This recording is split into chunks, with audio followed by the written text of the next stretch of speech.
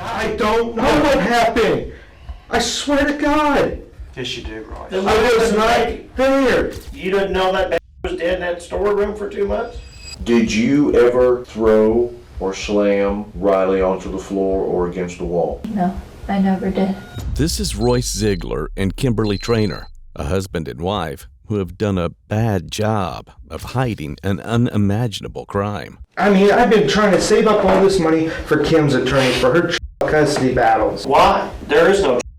But little do they know, detectives have already made up their minds about this delusional duo, and they have testimonies, forged documents, and receipts to back it up.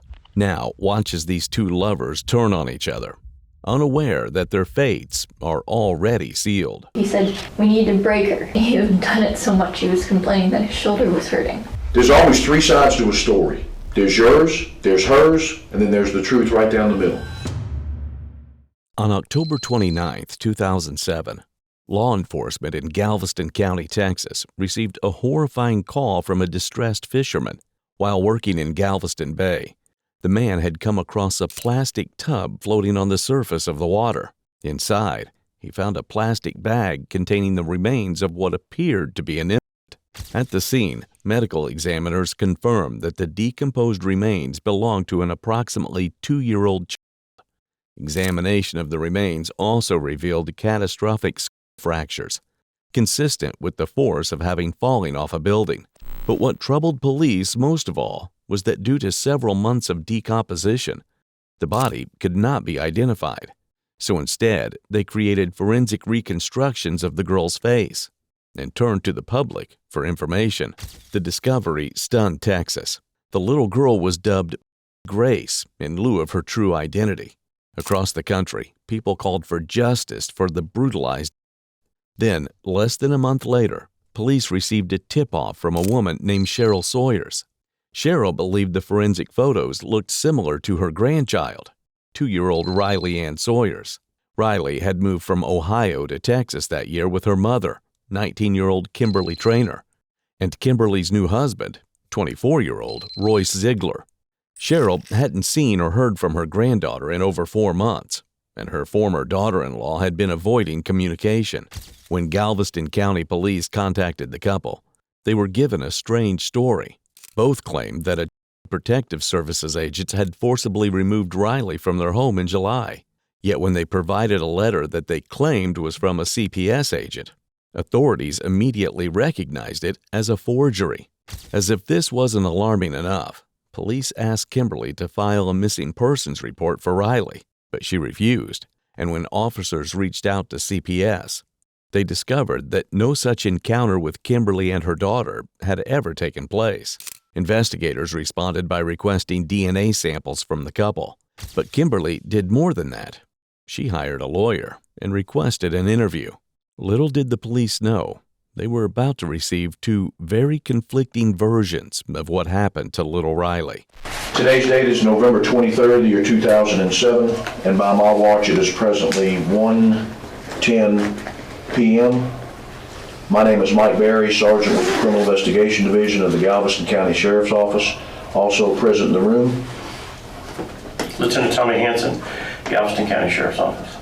and also present in the room, Tom Stickler, attorney for Kimberly. Detectives spend the first 20 minutes reading through Kimberly's Miranda rights and signing consent forms before they dive into what they're all there for. Kimberly's missing 2-year-old.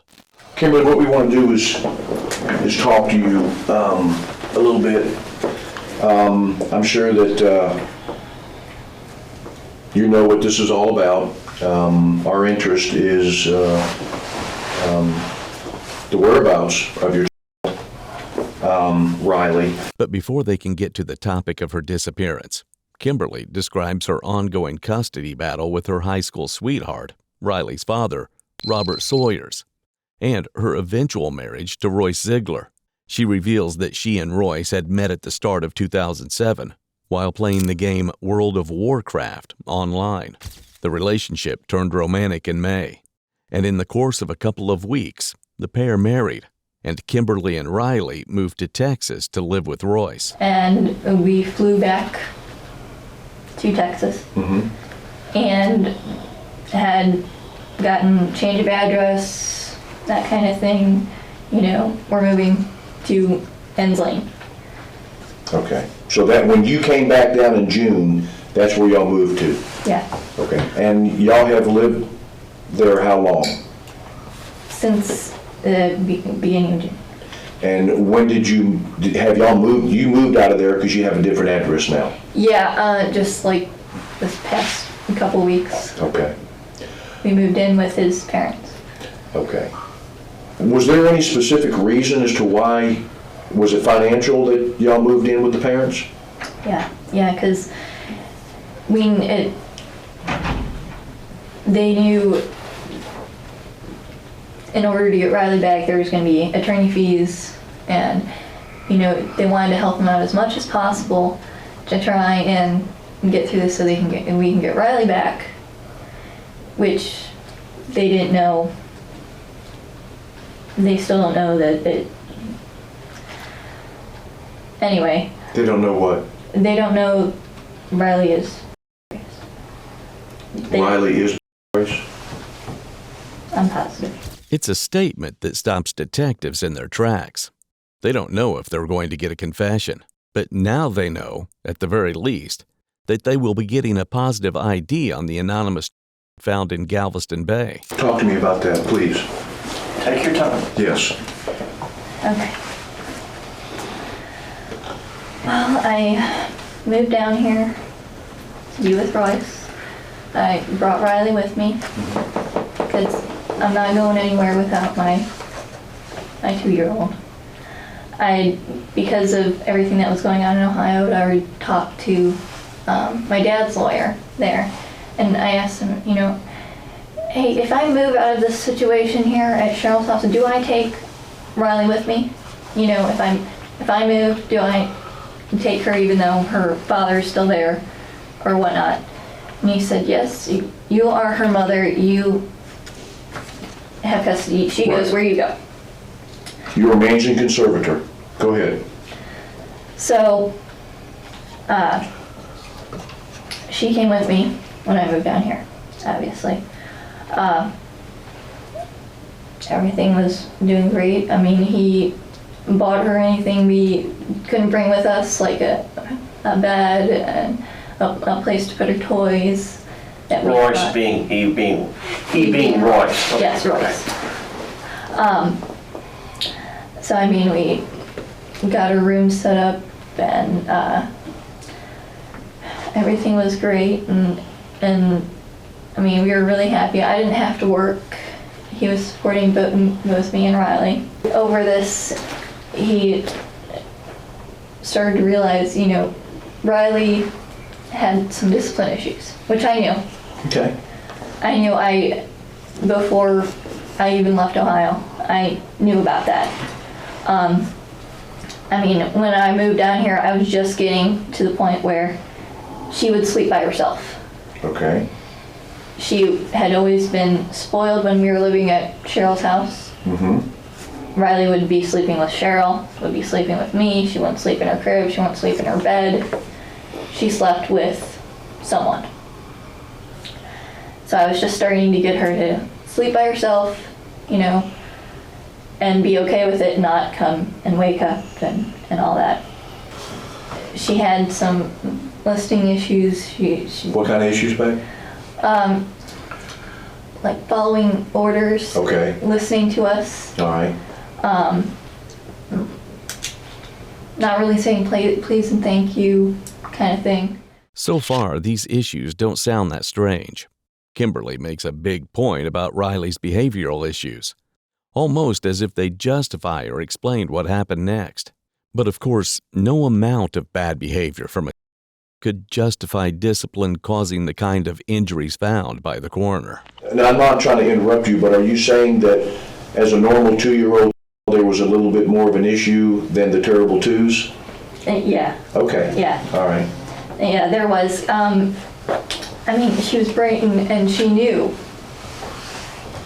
that you told her no, she wasn't supposed to do that, but she would do it. I mean, I understood terrible twos. We're trying to do the potty training thing. If somebody had been consistent with her, you know, the potty training could have happened before we were trying to do it, you know. Was she potty trained? She was getting there. She was going pee and potty, not always going poopy. She had done it once or twice. So she was in the middle of it. She was still having accidents. We were still kind of doing pull-ups, but we always wanted to kind of stray away from that. Okay. And have her wear undies. And we were in the middle of that. Was she wearing panties often? Yeah, I mean, the only time we tried to get her to not wear she's completely wearing undies is if we went out. Then we would put pull-ups on her. If she was home, she was wearing undies. I mean, and there were days you'd have to change her 3 times or more because she didn't go to the potty. Okay. Did that frustrate Royce? Yeah. It did? Well then, let me just ask you this. Had you ever seen him spank her? Yes.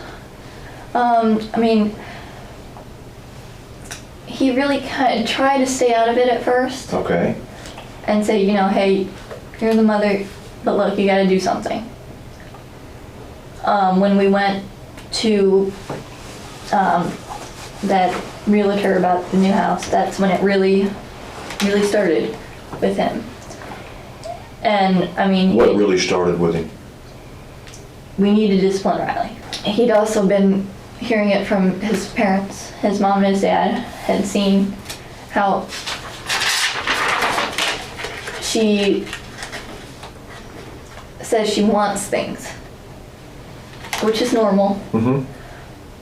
And they would try to get her to say please, or you know, and if you took something away from her, she would go into a crying fit. And an unnecessary length of time for a crying fit. Okay. And I mean, they saw this and they were telling Royce, look, you gotta do something. She needs to behave better than what she is. The topic of how to discipline children is a polarizing one, and in the case of the Zieglers, severe physical discipline was considered to be the correct way to raise. When Royce's name was released publicly in connection to the investigation, his father's 4 ex-wives came forward and shared that Ziegler Sr. had enacted extreme discipline on his children and stepchildren, which culminated in violent physical. It's not surprising that a talking to from Royce's father might draw out something similar, despite Royce not having any children of his own. And I was not ever into spanking her. I wanted to do the corner or something. Time out, something along those lines. And I had started doing that in Ohio. However, I wasn't quite sure how to deal with it when she was out in public. You know, and Royce wanted me to be more aggressive and to do more than just put her in timeout. Okay. Well, I asked you earlier, had you ever seen him spank her? How many times had you seen that?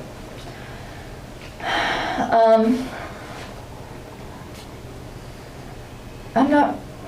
If you're not sure, that's fine. I'm not sure. Like I said, he usually tried to keep it to me. Okay. Until he really started getting harassed by his parents, by, you know, the real estate guys calling saying, hey, this kid was out of control and your wife sat and did nothing.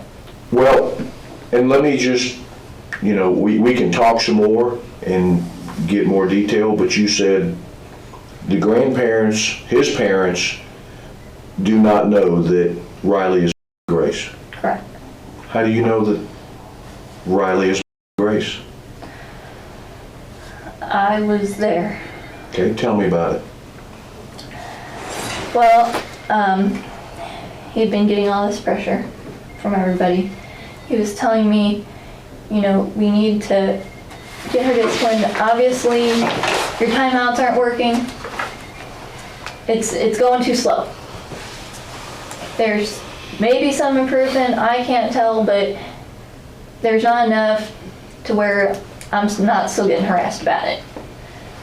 And so he suggested to me that, you know, we start with the spanking. Mm-hmm.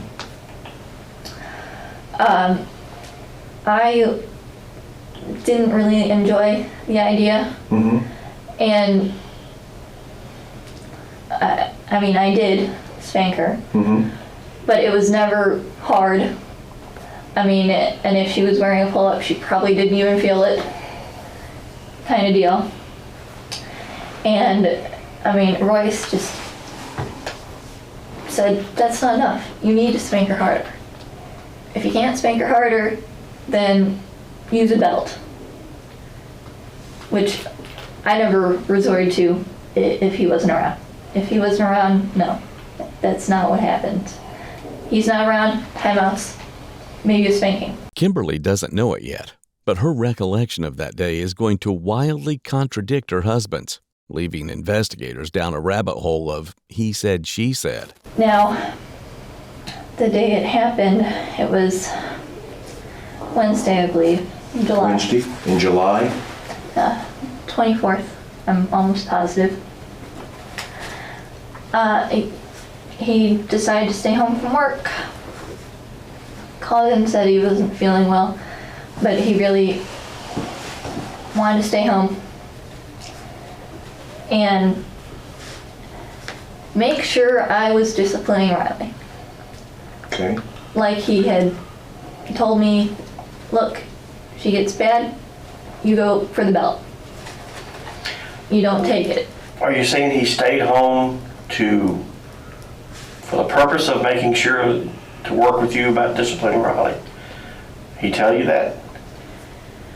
I think originally it was going to just, he wanted to stay home, but I knew he wasn't completely convinced that I wasn't doing what I was supposed to be doing if she acted up and he wasn't home.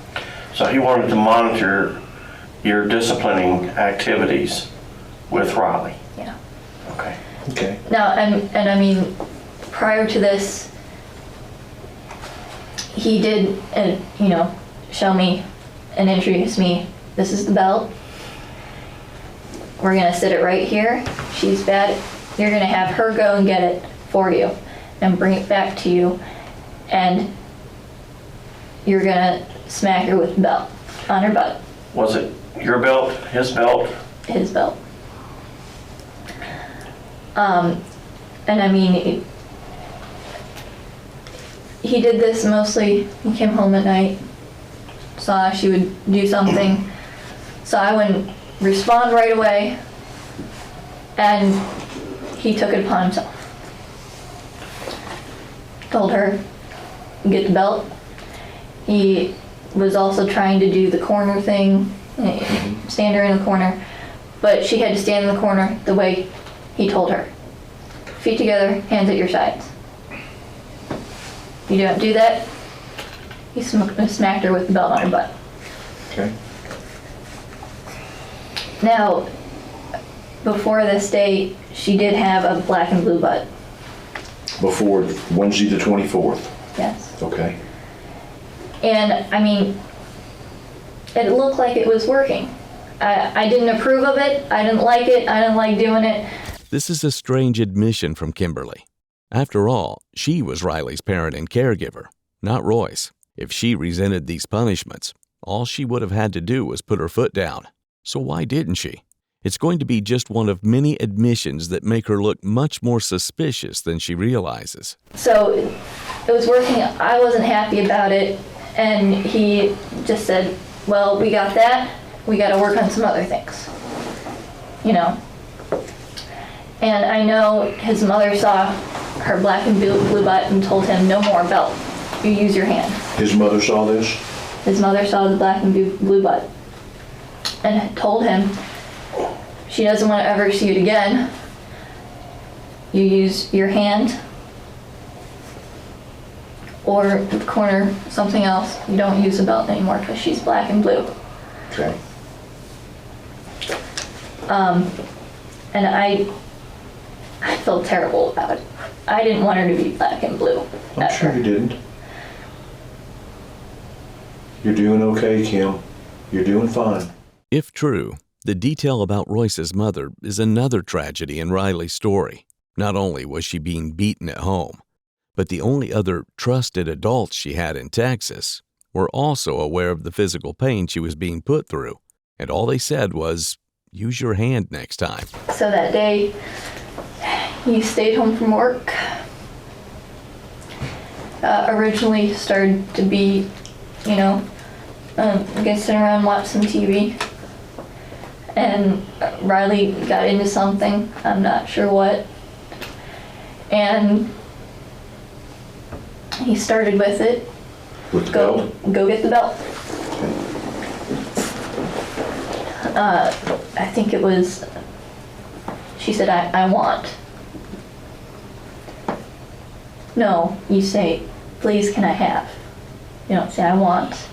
You need to be polite and say please. And then, it just escalated from there. You ask for it and you say please. And he was trying to, he said, we need to break her. He used that term. Okay. He said, we need to break her and make her do that. And he said, look how well it worked with how she goes and stands in the corner. I don't know how it escalated into anything she did if it wasn't what he wanted her to say. She got a belt whooping. She screamed. She got a belt whooping. She got her head shoved into a pillow on her bed, around the couch. Face down? Yeah. And then he started to, Now this is all happening on the same day? Okay. yeah. And then it started to be, well, that's not doing enough, because she's still screaming. So he told me to go run some water in the bathtub. Some cold water in the bathtub. And I did, and he said, okay, the next time she screams, we're going to take her into the bathtub. And of course she's going to scream the way he was hitting her with that belt. I accidentally got in the way of it and it bruised me. Once or twice that day. He didn't stop with the belt at some point. It was wherever he could hit her. Her legs, her back, anywhere. And if she screamed, it was he picked her up, sometimes by her hair, take her into the bathroom. And he laid her in there. He put her in there.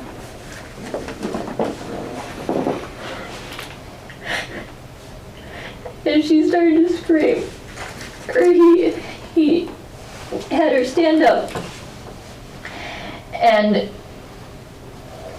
wanted her to say a certain phrase, like, can I have some milk, please? And if she didn't say it, he would smack her with the belt. And the moment she would scream, he would take her and shove her into the water. Okay. You're doing fine. Okay? Kim's story is the last thing detectives want to hear. Yet, it's exactly what they need to know to go forward. And while it's still unclear how culpable Kimberly is, her tears seem far from fake. I know this is very hard for you, Kim, but we have to ask you to keep going. And then we can take a break in a little bit, okay? But you're doing very well. Okay. Take a deep breath.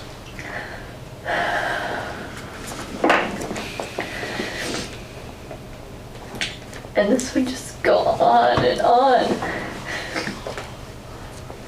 And I mean, he wanted me to do it. He wanted me to shove her head underwater.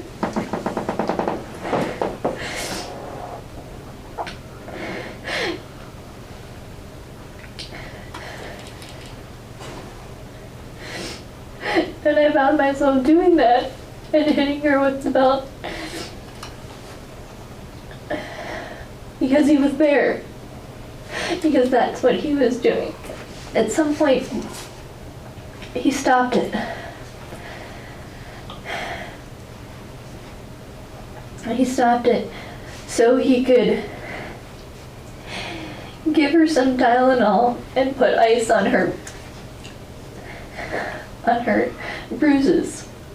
And he said, we're just gonna, I think we've done enough for today, and we're just going to take care of her now.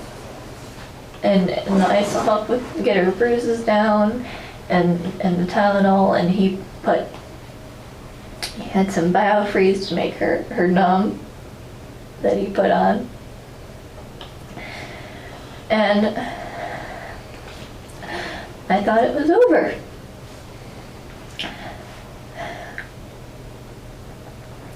But for some reason, it started up again.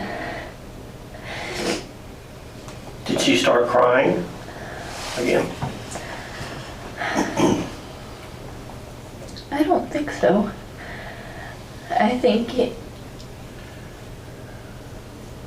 Was she conscious? yeah, She was awake. yeah, she was awake. And I mean, she was just trying to recover, and we had the ice on her, and we had given her the medicine. And I don't know, but he started it up again. He did? Yeah. Okay. But you don't understand why? You don't recall her crying or anything like that? No, Okay. I don't remember why it started again. Okay. But this time, I think it was even worse on her.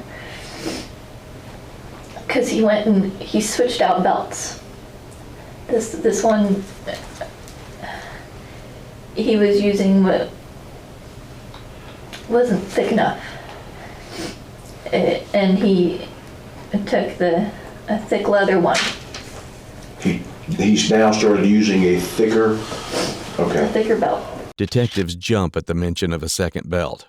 If it ends up being the murder weapon, or a direct contributor to Riley's death, then they're going to need to find it.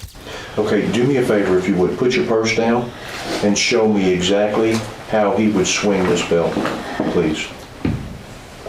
Okay. If you can remember. I know he was standing up. I think it was. Would he fold the belt like it was double? Or would he just use one end of it? I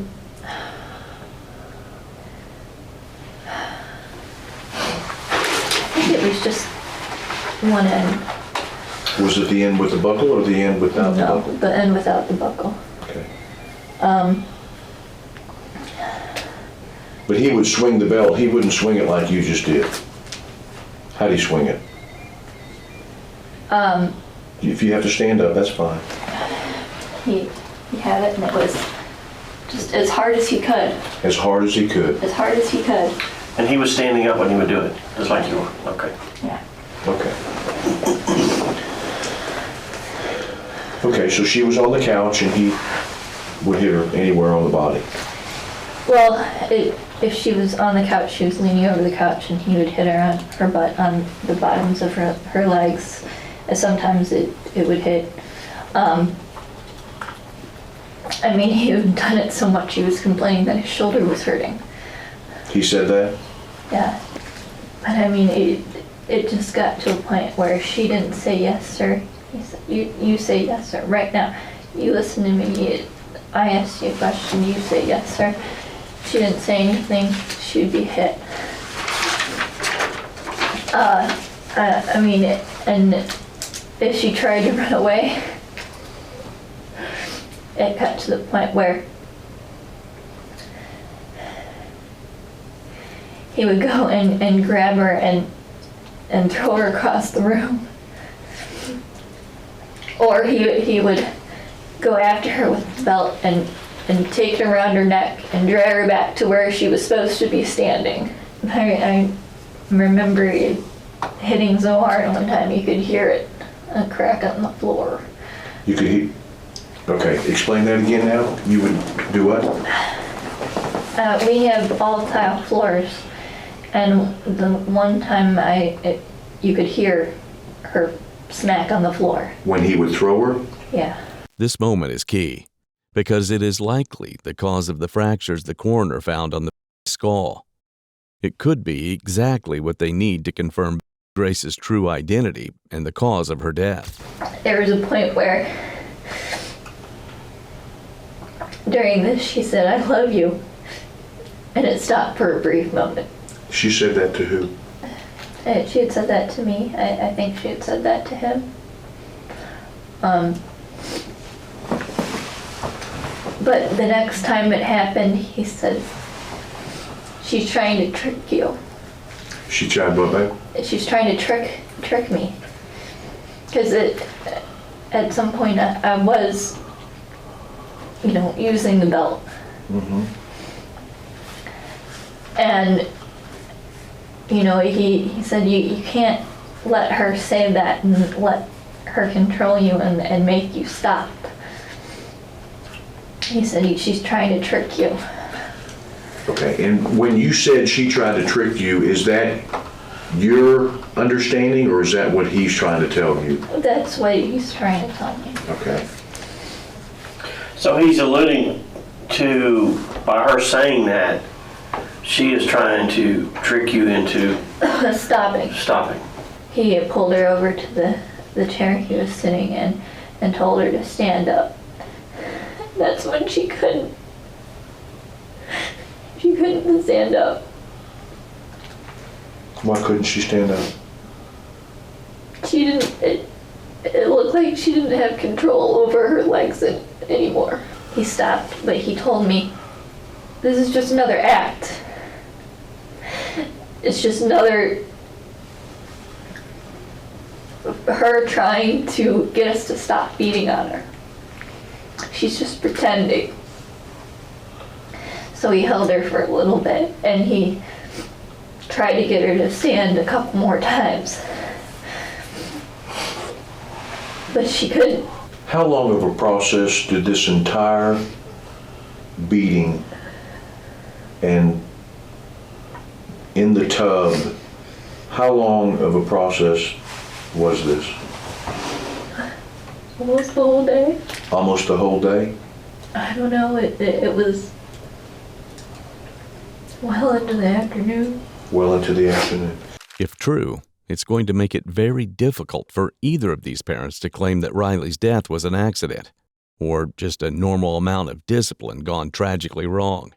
But anyway, he had given her the chewable Tylenol. And she was having problems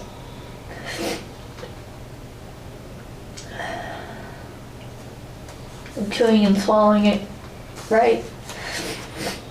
And I really think that was the point. He realized, she's not faking this. She can't be faking this. And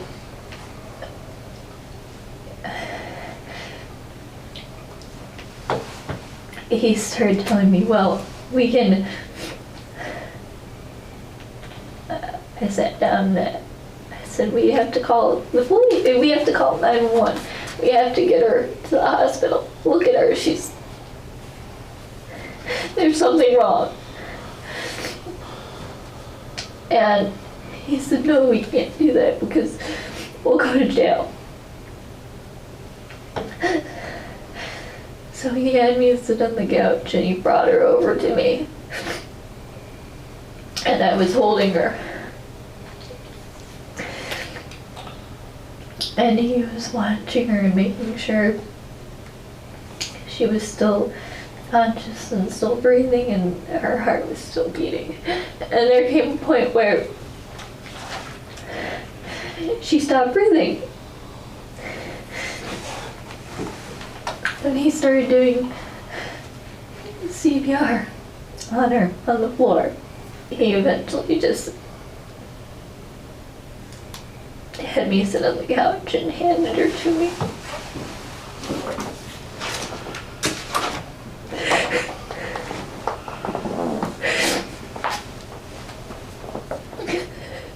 And I could just feel her going cold. And we had a heating pad on her because we thought she was so cold from the ice that she needed to be warmed up, but the heating pad would help.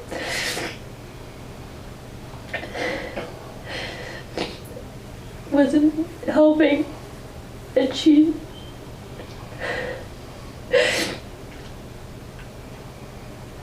died in my arms.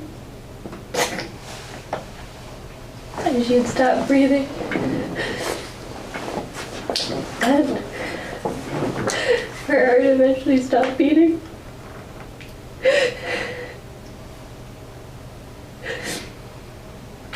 And she had died in my arms. And we said we couldn't do anything because look at her, she's black and blue. Okay. There's some more questions that we need to ask. Well, do you feel like you need a break for a minute? You want to go to the bathroom?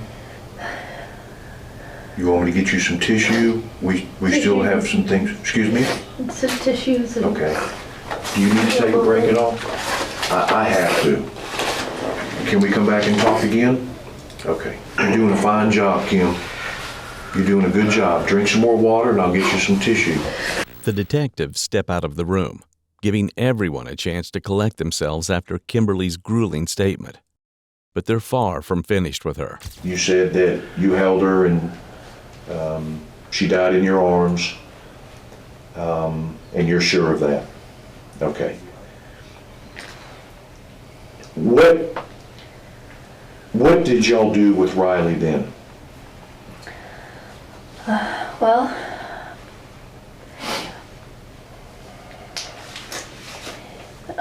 Royce came over, Royce came over? Okay. picked her up, and went and laid her in the bathtub. He laid her in the bathtub? Okay. Did you let the water out or the water still in there? No, there wasn't water in there. It was not? There was not. He laid her down there. Did he know she had passed away? Okay, go ahead, I'm sorry. And he closed the curtain and came out and said that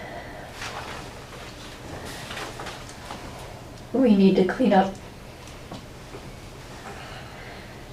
and get rid of the belts, get rid of the pillow, get rid of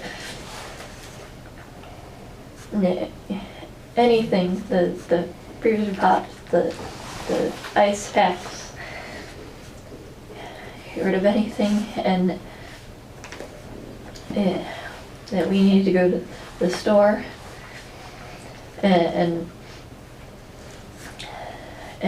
get bleach and trash bags and Why bleach? Was there blood? no. No, there was no blood. But he wanted to scrub her down and with bleach and make sure there were no fingerprints on her. Over the next 15 minutes, Kimberly describes a trip they took to Walmart where they purchased equipment to help clean and dispose of Riley's body. A blue plastic container, a metal chain, cement mix, gloves, trash bag, and a shovel. So when y'all left Walmart, then what did you do? Went home.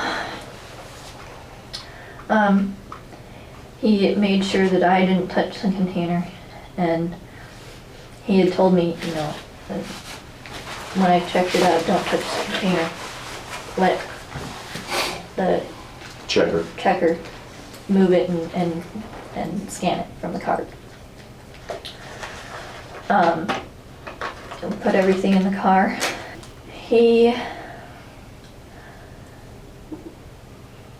put on the gloves, took everything into the bathroom, and kind of told me to, stay in the other room. He didn't want me to see what he was doing. But he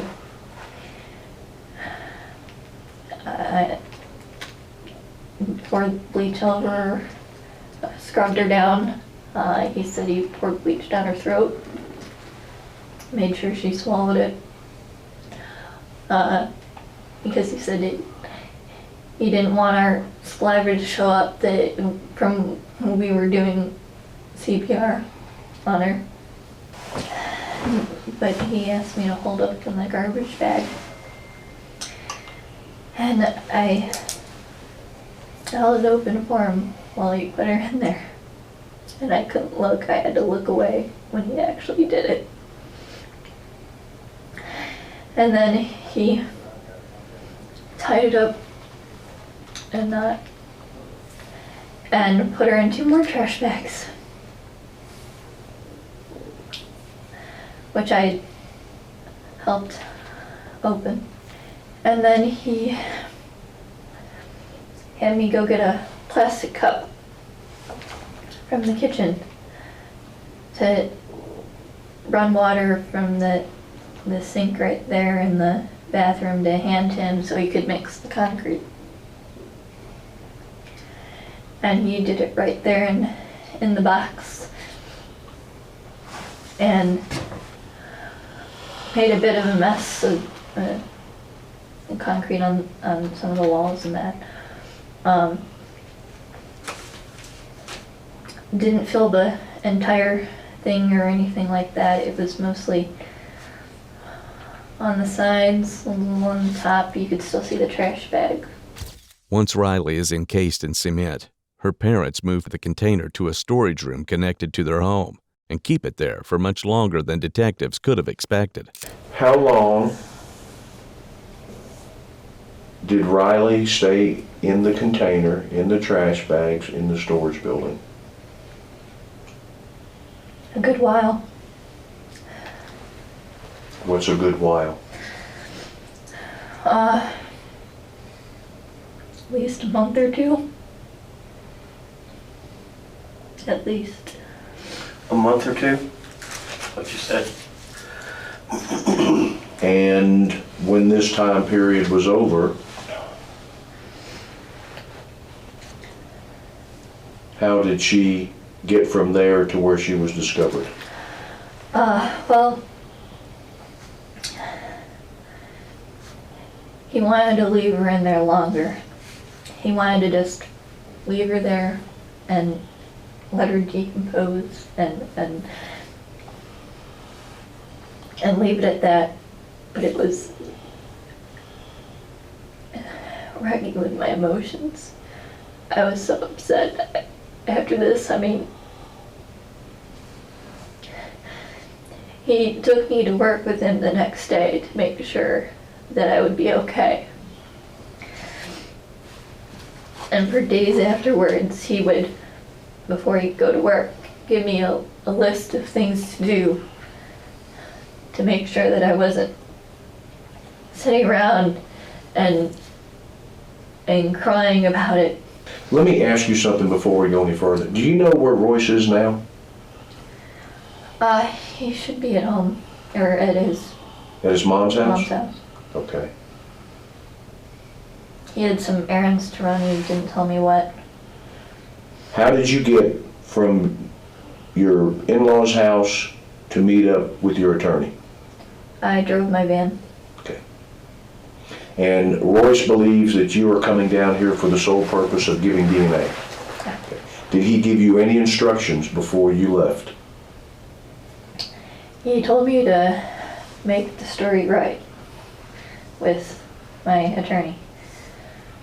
He had figured out that I was acting strange when I came back, and that I had told my attorney what had happened. He knows that you told the attorney about Royce, the truth? Yeah. He suspected it. And I was coming today to talk with my attorney and say that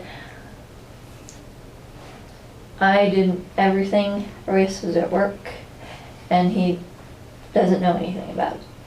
Okay. Then let me emphasize this, and we can get back to what we were questioning about a while ago. Are you the sole person responsible for the death of Riley? The interview is almost to an end, but not before they can ask her a few more key questions. What Kimberly doesn't know is that her answers could have just as much of an impact on her trial as the rest of her statements so far. Has he ever been violent with you? Not, Okay. Not at all? Has he ever been, and I know this sounds personal, but there's a reason for this. Has he ever been sexually abusive to you? no, Okay. Was he of a possessive personality with you?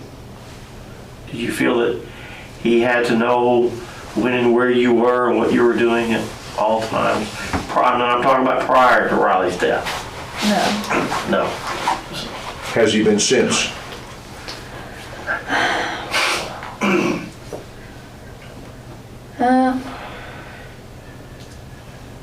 A little bit, but not like,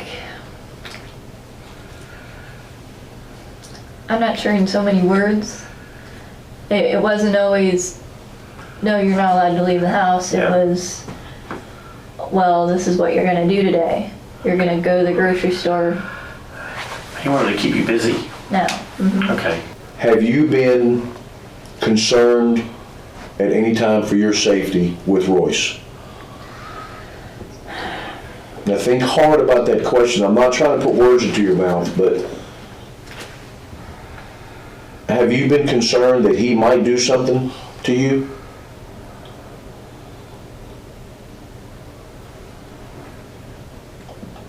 I was concerned he might leave me with nothing. You know, in Texas where I don't know anybody.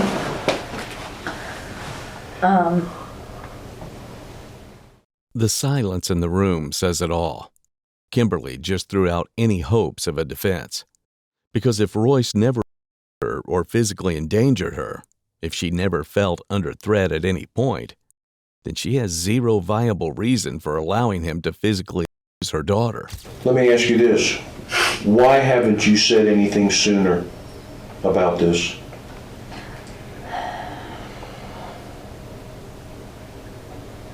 I couldn't. I put it in the back of my mind. I was living with him, and he would know if I said anything. Excuse me? He would know if I had said anything. I didn't even have to tell him. He knew that I said something to tell him. He knew. He knew. I wasn't acting right. He would know if I had said anything before that. So he knows that the ghost has given up, at least 2 attorneys. He knows that. That's why he had me come down today with that written story to convince Tom that, no, what I had said the other day, that wasn't true. Okay. All right. Can you think of anything else? Not right now. Let's get Mike in here on video to get the hair samples. Yep. Do you have anything else that you want to add? Is there anything that you'd like to say or add? I think that's it. Okay. Detectives will need a little time to recover, but they don't have long. It's time to confront Royce, Riley's stepfather, and his interview is going to be very different from his wife's. Okay, we're going to be recording all of this, so we're live right now. I'll let you know. As I introduced myself to you a little bit ago, I'm Lieutenant Tommy Hanson with the Sheriff's Office here, Criminal Investigation. This is Sergeant Randy Burrows. I think you met Randy already and rode down with Randy, I believe. We are going to record this, as we'll report everything, to eliminate any questions of any improprieties on anything. This is involved in an investigation of a child known to us as Grace. Yes, sir. Okay, and we are trying to confirm her identity, and we have received various information from sources, and we're trying to confirm that, and we have some evidence and stuff that we'd like to get squared up. And we had talked to you before we get into taking any statement or anything about the investigation itself. We would like to obtain a saliva sample and a sample of your hair. Yes, sir. And you said you would agree to do that. Before they can begin, investigators need to collect a DNA swab and inform him of his rights. Kimberly, that's your wife, correct? Yes, sir. When did you meet her, or how did you meet her? I met her online. Online. Okay. Was it a specific software, or was it website, or was it like? I was trying out the World of Warcraft at the time. The game that she plays. I was trying it out. Yeah, spell that now. You said it's World of War? Warcraft. It's a online game where people get together and play against each other or play with each other. I was trying it out for a while, and I met her through some people. And then me and her started conversing and talking and talking and talking. On the internet or on the phone or both? Both. Okay. Mostly when it got into April, mostly on the phone. I could prove it with my phone bills. They were pretty ridiculous. I went way over my minutes. Royce forces out a laugh as if cheerfulness makes a good smokescreen. But all it does is highlight the panic underneath. It's obvious detectives aren't buying the act. Next, they cover the same ground they did with Kimberly.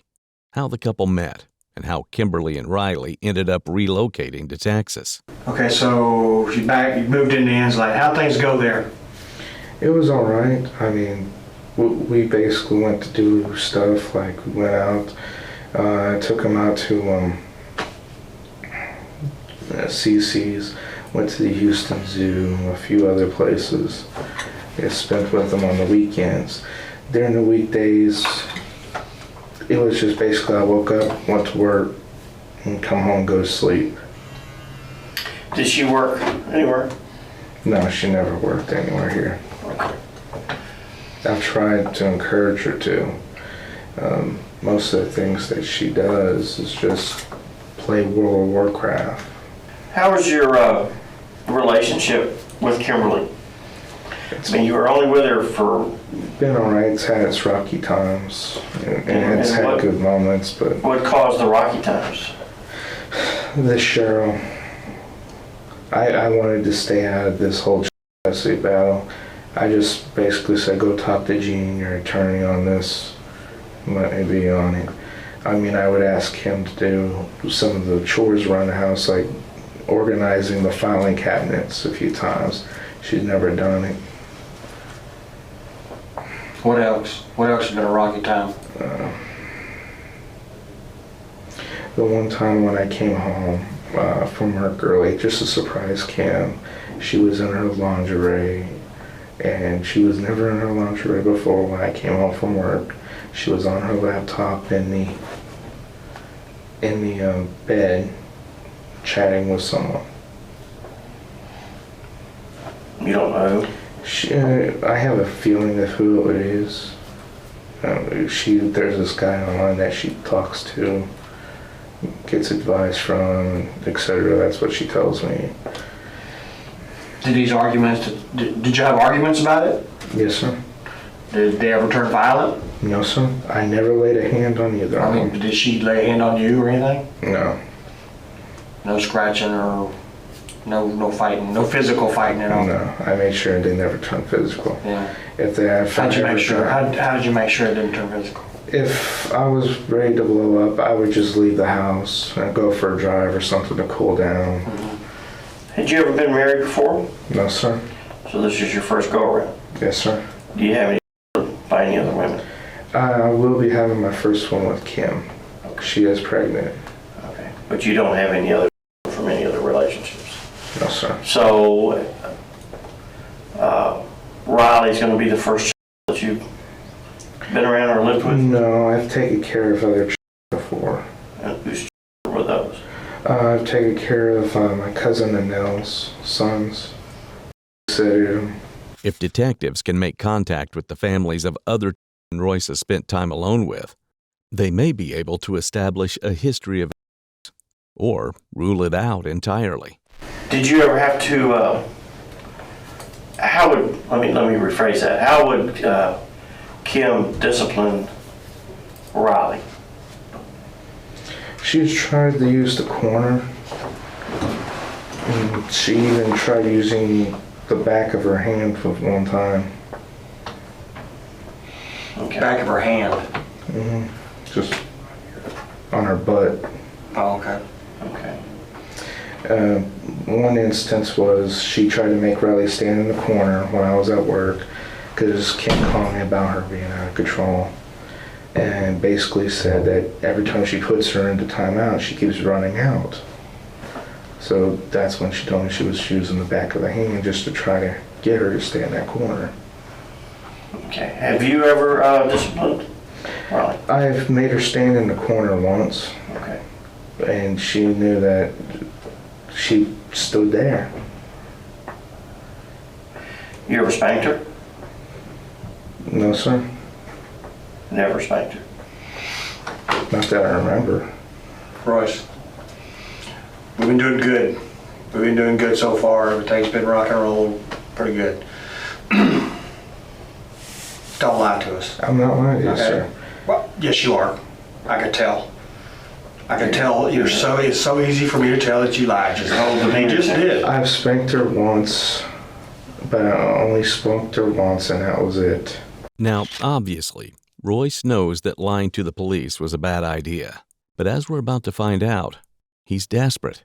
And what he doesn't realize is that backtracking 10 seconds after a lie doesn't convince detectives that he's telling the truth. It makes them suspect that he's concealing something even worse. And when was that? This was back in June. She had taken one of my, because I had brought home these two drawings. One was for her to draw on. One was on my work. And then I told her, hey, take this one into your room to go play with it. This one's mine. This one I gotta use. Laid it out there on the coffee table, making up my markups. She comes in there with her crayons and all that, marking up. I say, no, stop. She goes, no. I go stay in the corner. She goes, no. So I just raised her arm up, hit her once on the butt, and took her into the corner, and that's when she started staying in the corner for me. Okay. Any other times where you disciplined her? That was it. The rest of the times I tell her to go stay in the corner. You never hit her any other times? No, sir. When's the last time you saw Riley? Back on July, the night before Kim called me. In July? Yes, sir. Remember when in July? It was like a Friday. I came home from work early that day when Kim called me. And basically, when I came home, found the gate was open, the door was wide open, and Kim was on the floor crying near the fireplace. Okay. With a big bruise on her chest. Back up just a second. You said Kim called you and you came home from work. What did Kim tell you when she called you? Then a woman from CPS has come and taken Riley. A woman from CPS. Yes, sir. As they move deeper into what happened that day, you can hear the suspect's voice tremble and become more faint. He doesn't want to talk about this. For good reason. And what happened when you got there?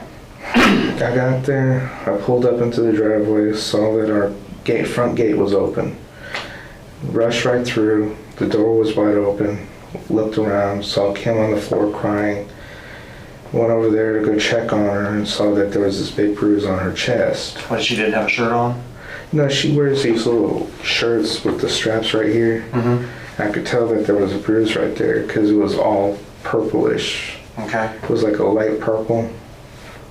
So it was just starting to bruise, and I was just thinking, what the hell happened?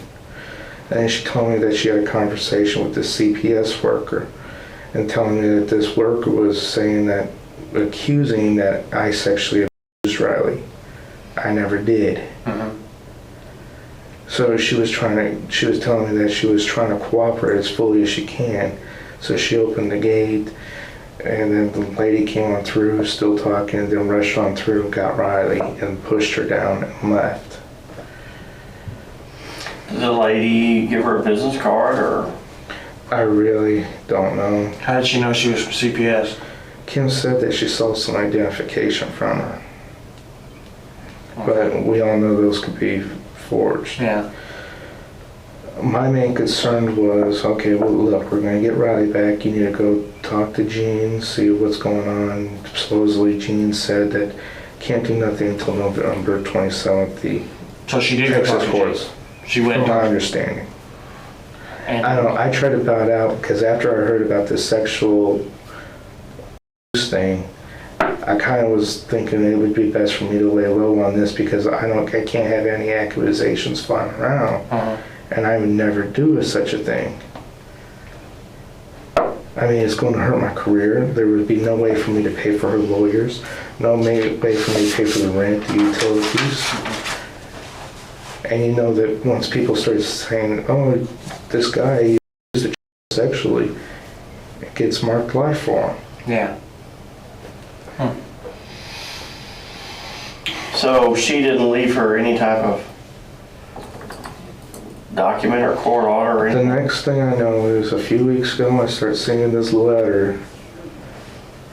Where does this letter come from? Kim, she said she found it. She found it where? I don't know, from the storage, because we had taken stuff and moved it to storage. It hasn't taken long for Royce to effectively blame his wife for everything. Riley's death and the CPS cover-up. The couple are playing the blame game with each other, and the loser is looking at life in prison.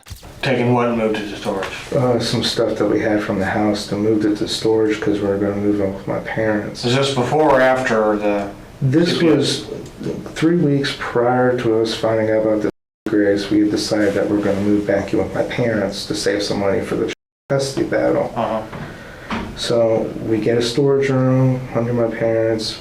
We start packing stuff up and putting it into the storage. So how did this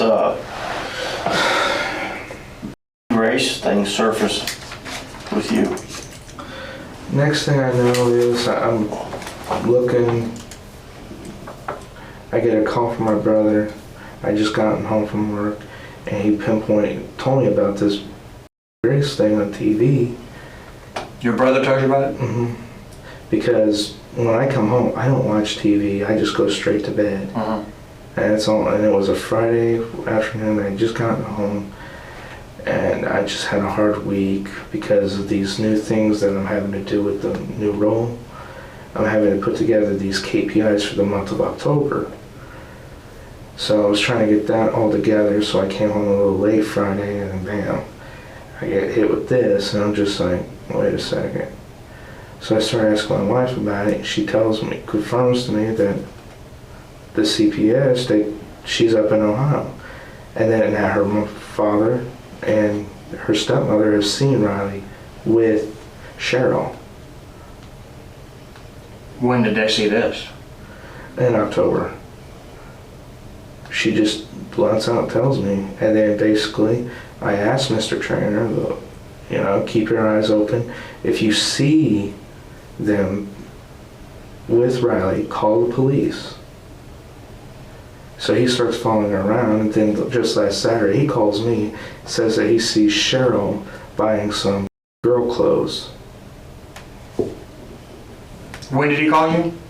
He called me the last time was this Saturday, past Saturday. To tell you that he saw Cheryl buying little Girl clothes, and she doesn't have another girl. Uh-huh. She has a grandson. The only granddaughter she has is Riley. Uh-huh. So you're saying you talked to Kimberly's father Yes, sir. last week, Yes, sir. and he tells you this. I think it's still on my phone. In case you've forgotten, Cheryl is Riley's paternal grandmother. Royce doesn't know it, but she's the same woman who tipped off police when she saw the articles about Grace. The idea that she would have anything to do with her disappearance is laughable. That should be his number right there. The 440. 440. Yes, sir. And that is Kimberly's father. Is she still married to Cheryl? Is he still married to Cheryl? No, he's not married to Cheryl. Kimberly's father was never married to Cheryl. Oh, that's okay. Cheryl is The Robert's mother. Okay, I got it now. Were you aware that this document, this letter that you claim was found in some stuff at the storage? It looked fake to me, but because of what it says on there, it scared the shit out of me. First off, I know they should have put a date on there. Royce can play it as cool as he wants, but it's too late. He previously mentioned his stepfather's suspicions of Cheryl, but what he doesn't know is that his own family have already told police that he and Kimberly are the ones who should be under the police microscope. If his own family doesn't believe his stories, why would detectives? How about if I told you that I'm not thoroughly convinced that what you're telling us is the truth? Now, as Sergeant Burroughs alluded to a little while ago, we've been doing this a long time. Right. Okay. And we have some problems here. And you need to understand that sometimes we're going to ask you questions that we already know the answers to. All right. Okay? And we're going to see what your response is to this. Now, several things have happened that people in your own family have recognized that are not normal. Your mother, your father, and your brother, along with others, as to some of your activities.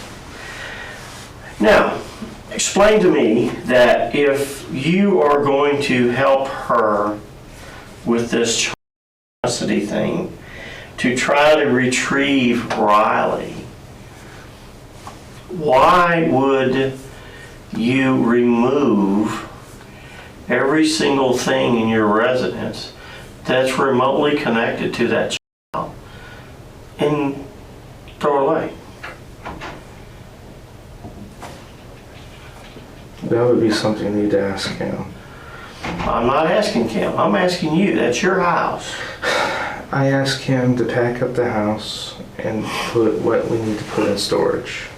She did most of the work on packing up stuff while I was at work. Okay. So you're saying that all the stuff is in storage somewhere then? It's either in storage or you need to ask him because I don't know what happened to it. Where do you shop at when you go shopping? Me? Walmart, Best Buy. You go to Walmart pretty regular? Just once every couple of months. Which Walmart? The one on Spring Cypress and 249. Sometimes the one also on Kirkendall and 2920. Are you aware that they document every transaction? Yes, sir. Cash or credit? Yes, sir. And video. Mm-hmm. Okay. He likely already knows that detectives have information about what they purchased on July 24th. And no doubt, he has an answer for that. Kim. But blaming Kim is not going to cut it. Because Walmart receipts aren't all they have. Royce doesn't know it yet. But investigators also found several strands of adult hair on the plastic bag that contained Riley's remains. And they're confident it's going to be a match. The detectives are going to keep amping up the pressure until Royce drops the hapless, confused husband act. There are some problems, okay?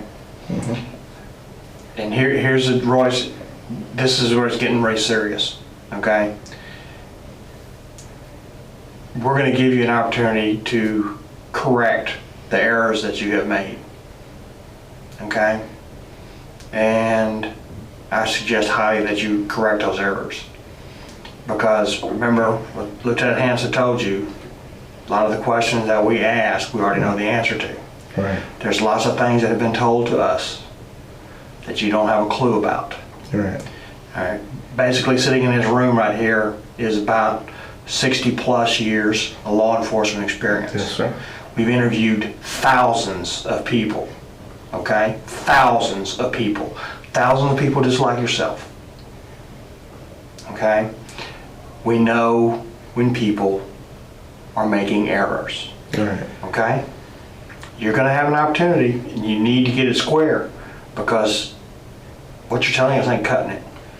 Do you believe that Grace is actually Riley? I really don't know, officer. Yes, you do. No, I don't. I wish I did.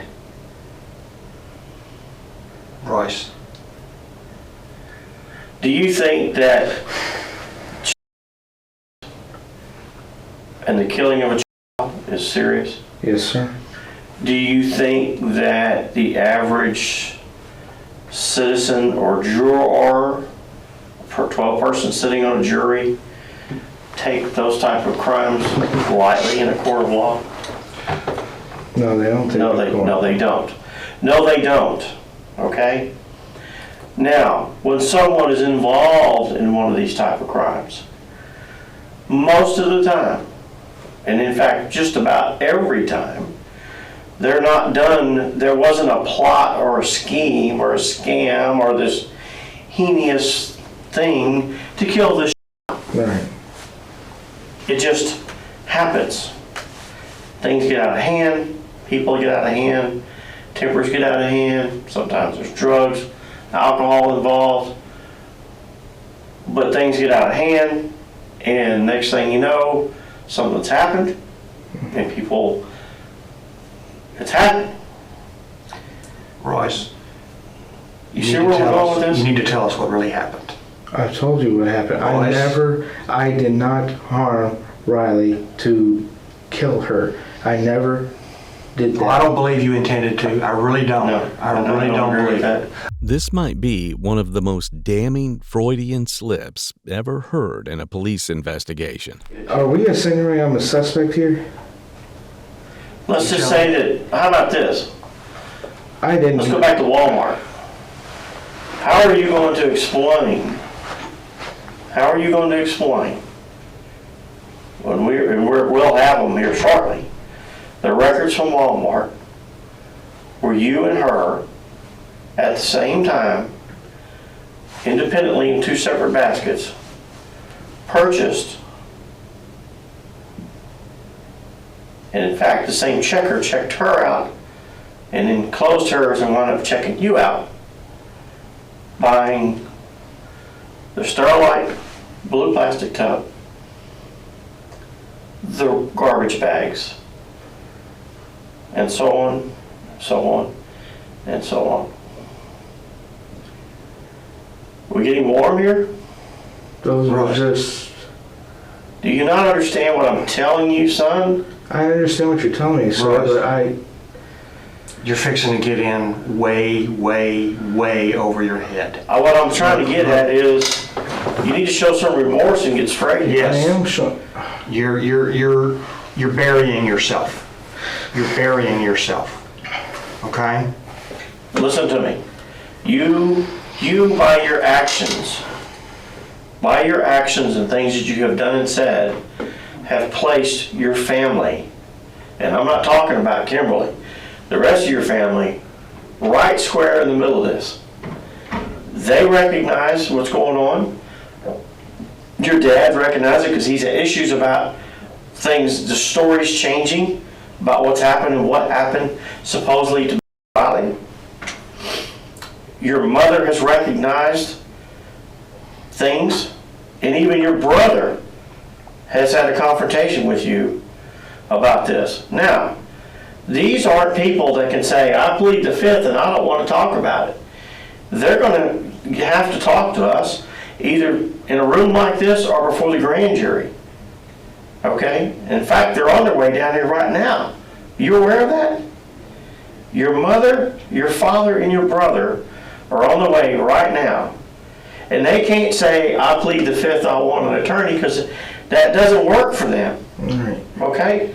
They're going to have to tell us everything that they know and everything that they have seen that has occurred.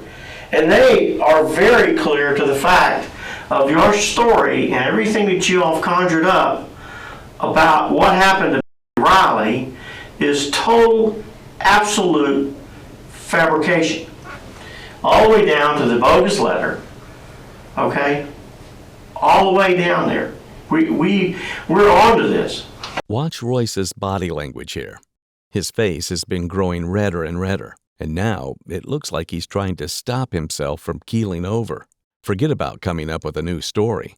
He'll be lucky if he's able to walk out of here without help. I've told you guys everything I've known. No, we got a dead here. And I'm going to tell you right now, Riley is Grace.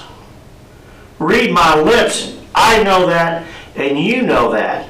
I don't know that. Yes, you Yes, do. you do. No, I don't. Royce. Come I on, swear to man. God, I do not know that.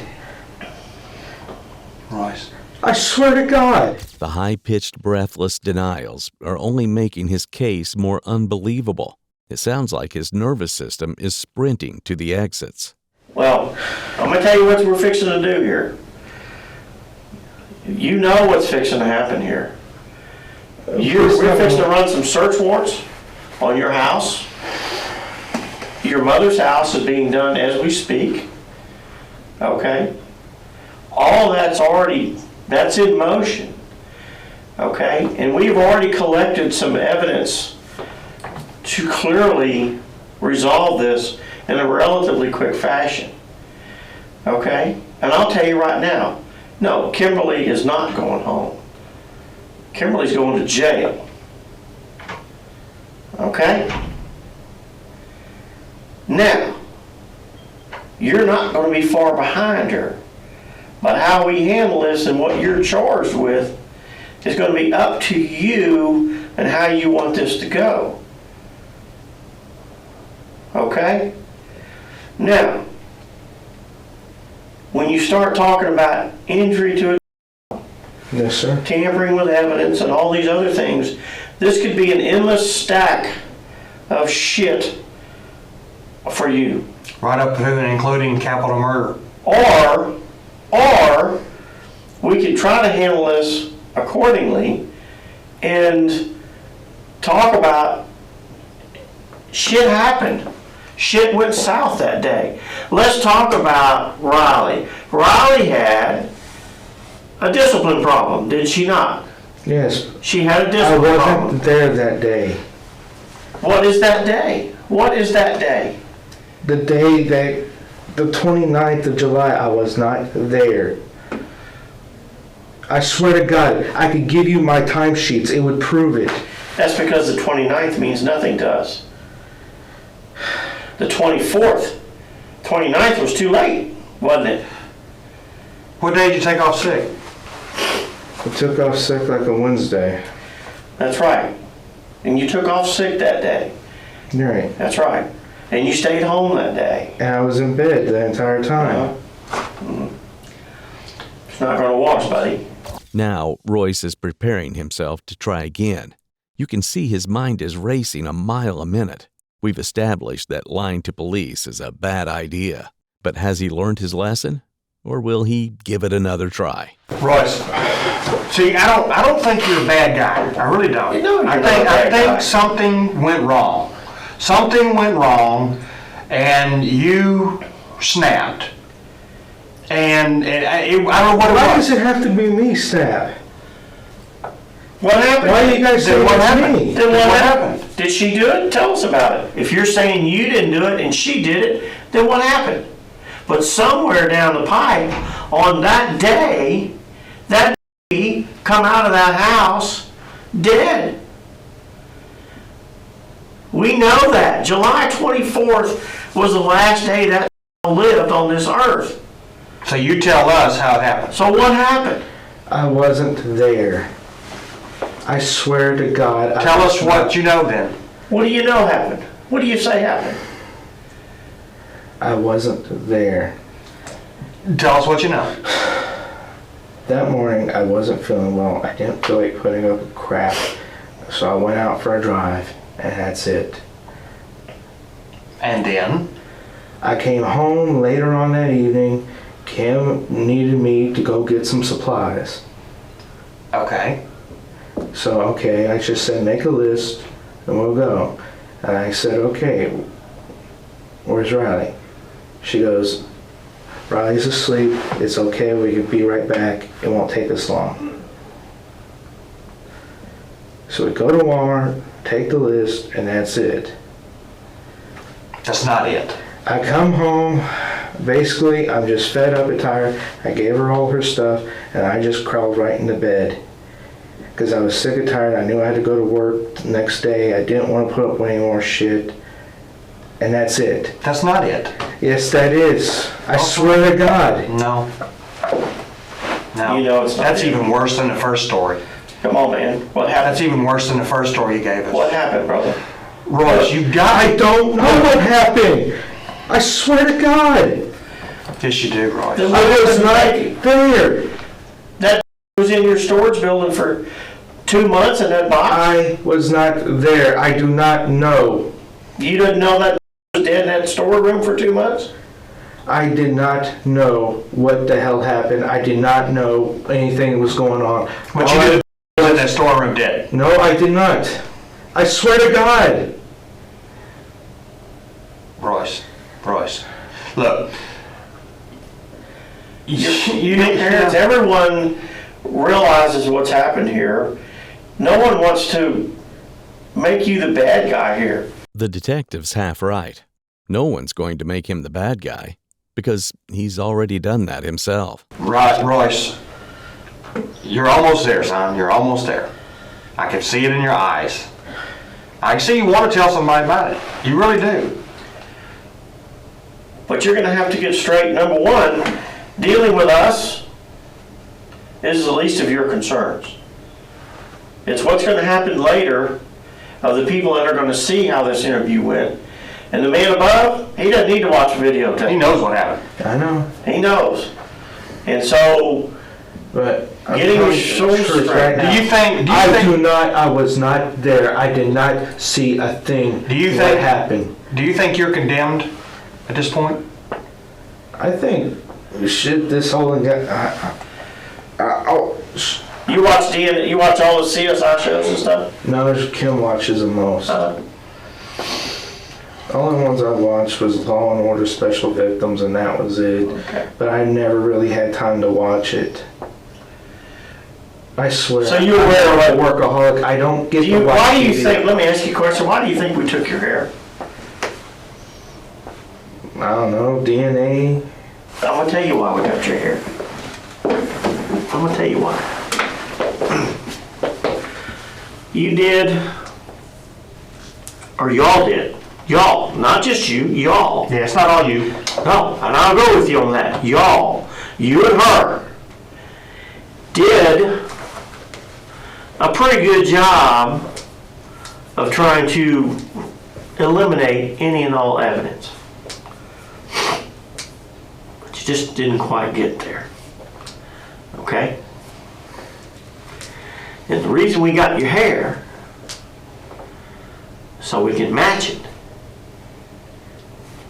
to the one in the knot in the second bag. There's 3 bags.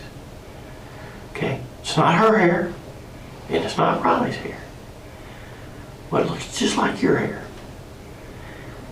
When it comes back from the lab, which it's going to, because I know that, and you know that, you're going to have a hard time explaining to anybody in the world, let me finish, how a hair off your head wound up in the knot of that bag which that child was buried in. And then when we start showing the Walmart tapes and the receipts from Walmart of all the other stuff that was bought, like the bleach. When you did CPR on Riley, did you get any response at all? I didn't do any CPR. You didn't? No. No, we here. I swear, I never did. You swear a lot. I think I'm gonna need a lawyer because I'm trying to tell you guys, but you just want to keep insinuating I did it. Finally, the pressure is too much, and instead of giving the confession, Royce pulls out the magic word, lawyer. We said y'all. Y'all.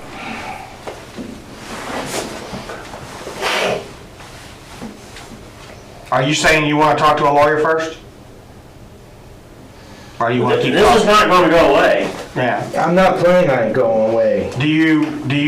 Are you wanting to stop the interview and talk to a lawyer?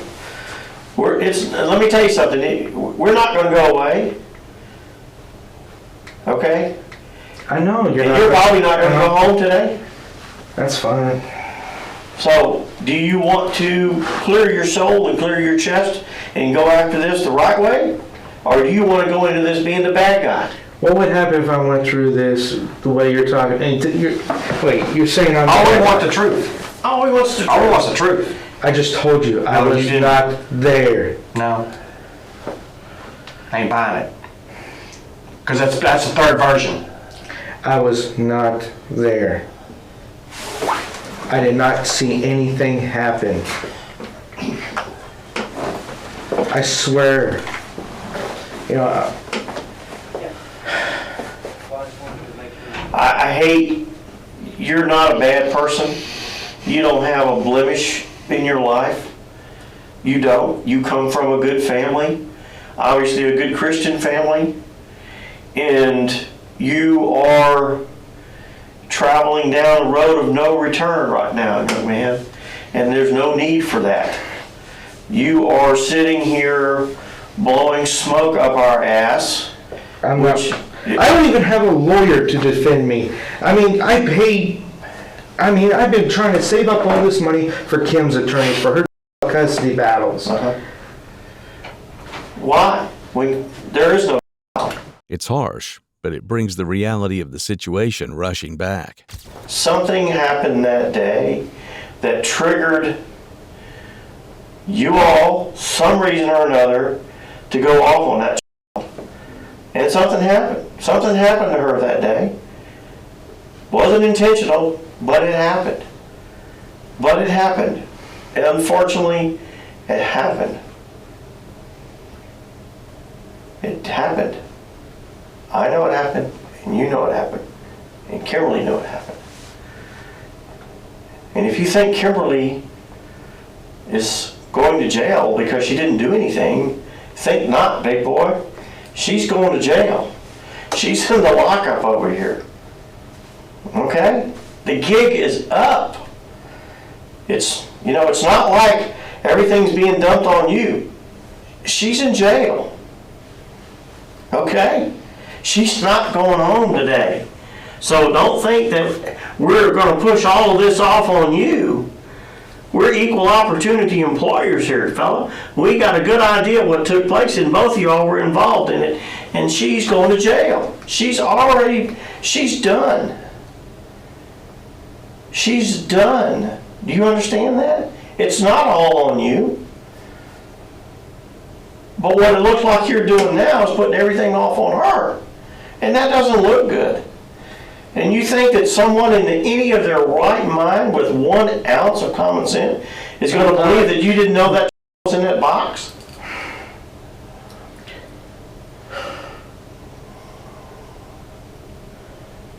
I think I should talk to an attorney. Okay, so you're saying you want a lawyer. You want to discontinue the interview? Is that what you want to do? I think I need to speak to an attorney to Okay. see my legal rights. But this isn't the last time Royce will talk to detectives. Soon after the first interview, investigators have enough to issue an arrest warrant for both him and Kimberly. Despite his initial call for a lawyer, just a day or two after his arrest, he calls for one final interview. It's been a rough week for the 24-year-old. Royce, before we go into any questions that you have or any discussion, we are going to, first of all, advise you of your rights, but I want to ask one thing. Have you changed your mind about talking to us and or asking us some questions? Yes. Okay, so you are here voluntarily. Yes. Did you request this meeting? Yes. Okay. All right. And while he's filling that out, the reason we need to reiterate that is because in the interview last night with myself and Sergeant Burrows with you, you recall that. At one point in time, you asked that you thought you might want to discuss with an attorney some of this I stuff. still do later on, Okay. but I have some concerns of my own Okay. because I feel like I'm getting mistreated on this because I asked several times if I could make a phone call to my parents so I could get my Ativan and my low blood pressure delivered here, and also talk to them about getting a bail bond. They would not let me make any phone calls, and they kept saying that I'm not fully processed through. Well, we'll have to get with them on that. Because, But the thing is, also, What is your date of birth, Royce? 4/20/83. They have me on suicide watch. I am not going to kill myself. I'll face this if I have to. well, but our concern The is, suicide watch is driving me crazy over there. I can't take it anymore. I will literally bang my head up on that door if I have to go back in that room again. Okay, well, we're going to talk about that, but let me get this over with first, and then we will go into detail. We should note that Royce was placed under surveillance due to an intentional overdose that occurred before his arrest. Royce also left a note stating that Kimberly was not involved in Riley's death. Understandably, detectives are anticipating a full and honest confession, regardless of his previous lies. Let me respond. First of all, I'm the lead investigator on this case, so that's why I'm in here, okay? And it has been brought to our attention that about a week ago, you took a large number of your medication and or some antidepressants or something of that nature. Right. Is that correct? I did that originally because I was going to do it to protect Kim. I was going to write a letter and basically to get her off the hook. Okay. That's why I did it. Okay. And the reason why you have been put on suicide watch is because of that. I cannot go back into that cell. Okay. I mean, What did you tell them when you first went in this morning? Did they I ask was you? being honest about it. I mean, I'm not going to lie about the suicide. You know about it. I'm not going to lie about it.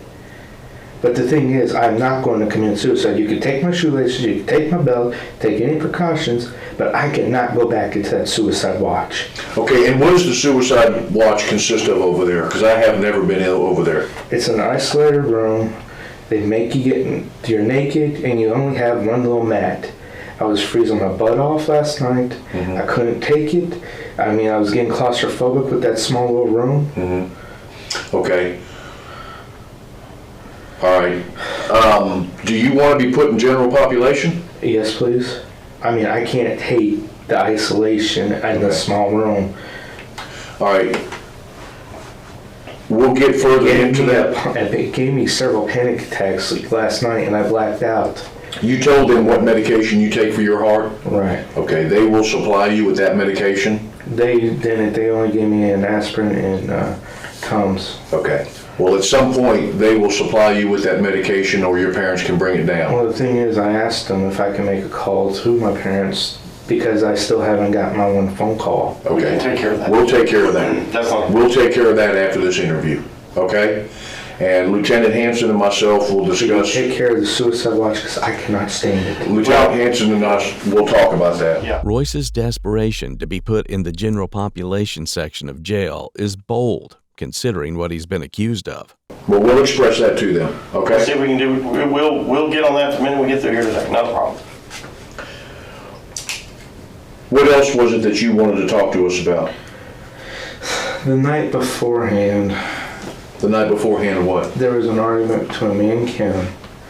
I basically was giving Kim an ultimatum to fix the entire problem because I was sick and tired of going out in public and Riley was running amok. So when you're saying the night before, and you're talking about the night before Riley was killed? Is that what you're talking about? The night before, I told Kim, look, I can't stand this anymore. I can't take it. And I'd rather just pack my bags and leave, and I'll give you the house, and I'll basically give you money every month, but I cannot deal with this situation. What situation? The situation with Riley always causing trouble when we go out in public, and then the whole custody issue with Cheryl. She was draining it down my neck, and my mom was basically on my case about, well, Riley needs discipline. I mean, I was basically getting it from everybody, even this realtor. I mean, he was telling me I should divorce Kim. Our suspect is quick to build up his story. The question is whether these detectives will finally buy what he's selling. Okay, so let me clarify something. What you're saying is the night before what? The night before what, Royce? That Tuesday before.